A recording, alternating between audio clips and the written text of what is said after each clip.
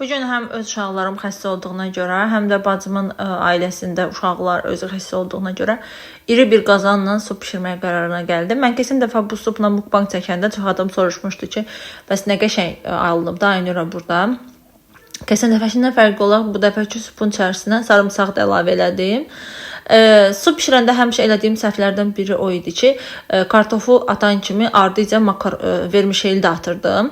Amma əslində vermişeyli ən axırda kartof bişəndən sonra atmaq lazım imiş. Kartofum bərk qalır. Vermişeyli tez bişirdi, kartof isə bərk qalırdı. Ona görə də yaxşı alınmırdı. Artıq bu işi çözmüşəm. Müxtəlif formalarda eləmək olur. Ən çox ləzzətli alınan mal əti iləndir. Bunun xırda-xırda eyni bu reseptlə xırda-xırda küftələr atırsan içərisinə, çox qəşəng alınır və yaxud da mal əti ilə. Mal ətini ayrıca qaynadırsan, sonra didirsən, tökürsən içərisinə. Toyuq ətdən indi onlar olmayan yerdə ən deməli başqa variantda toyuq döş ətini elədim bu günləri. Məsələn, evdə mal əti yox idi.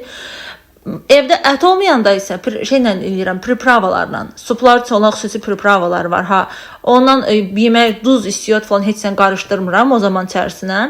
Sadəcə olaraq deməli bir qaşıq bişənə yaxın 5 dəqiqə qalmış bir qaşıq priprava əlavə edirəm. İndi ölçüsünə baxırdı biz 3 nəfərlik ailəyə bir qaşıq bəs edir. Bu formada bişirirəm. Çox ləzzətli alınır. Yəni xəstə adamın bilirsiz ki, ancaq canı sup istəyir. Belə sulu yeməklər istəyir. Dünən mərci bişirmişdim. Mərcini hamı bişirdiyi kimi bişirirəm. Sadəcə olaraq Trendyolda bəyəndiyim bir dənə blender seti var. İçərisində hər şey olan. İnşallah onu almağı planlayıram gələcəkdə. Onu alandan sonra mərcini bir dəfə sizə opşa hamısının içərisinə qatıb blenderləyib çəkib paylaşmağı planlayıram. Mən necə bişirirəmsə elə. Məsələn, mən mərci un qatıram. Ancaq hər qadın məncə qatmır onu deyəsən. Yəni, un qarışdırmasam duru olur da, belə deyim. Qovuranda. Xüsusi başqa forma eləyirəm mən onu. Nəysə belə. Bu turşuları isə çox almışdım. Harca 1 kilo yaxın turşu almışdım. Onu belə marzilikada saxlayıram. İzləyicimin çoxsu dedi ki, onu duzlayıb da saxlaya bilərsən çöldə. Ona isə mən ərindim, prosta atdım marazilikə ilə işlədirəm. Çox almışam deyənə yeməkləri də çox atıram ki, tez bitsin.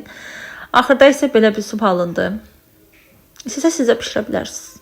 Bizimkilər çox bəyənirlər.